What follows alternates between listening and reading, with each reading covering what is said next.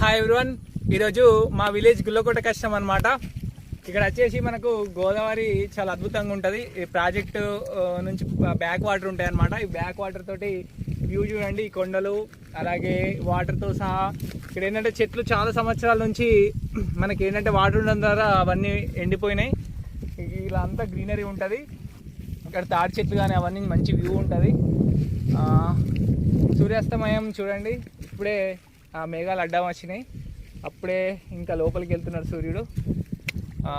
ఈ వ్యూ అయితే చాలా సూపర్గా ఉంటుంది, నాకు మస్తు నచ్చుతుంది. ఇక్కడ ఎప్పుడన్నా మా విలేజ్కి వచ్చినప్పుడు ఇట్లా వచ్చి ఇక్కడ మంచిగా ఎంజాయ్ చేస్తాం. అంటే కొన్ని వర్కౌట్స్ చేయడానికి కూడా ఎక్విప్మెంట్స్ ఉన్నాయన్నమాట మన దగ్గర. ఏంటంటే ఈ నాన్ షాక్స్, తర్వాత ఏంటి ఇవి కూడా.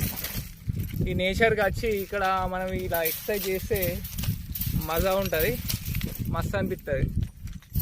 ఇలా అంటే దీన్ని చాలా రకాలుగా యూజ్ చేయొచ్చు.